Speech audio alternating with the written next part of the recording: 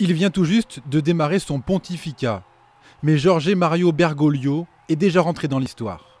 Premier pape latino-américain, premier jésuite, cet Argentin de 76 ans est à contre-courant de ses prédécesseurs. En voici une preuve. En 2005, principal challenger de Benoît XVI, il aurait refusé d'accéder au trône de Saint-Pierre de Rome.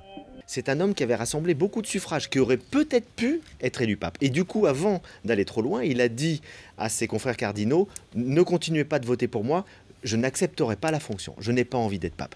C'est quand même quelque chose d'assez extraordinaire déjà de dire ça, ça montre qu'il n'est pas carriériste du tout. Jorge Mario Bergoglio se distingue aussi par une santé fragile. Cet ancien fumeur ne possède qu'un seul poumon. Ce qui n'empêche pas le prélat d'être un passionné de football. D'origine italienne, né dans le pays de Maradona, dans le quartier pauvre de Flores à Buenos Aires, c'est un fervent supporter du club de San Lorenzo. C'est même un socio avec sa carte de membre.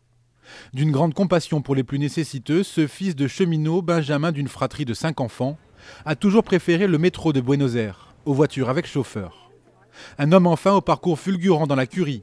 Bergoglio, diplômé d'une école d'ingénieur chimiste, intègre la compagnie des jésuites à 22 ans, est ordonné prêtre à 33, avant d'être responsable des jésuites argentins 3 ans plus tard. Il était depuis 2001 premier cardinal d'Argentine.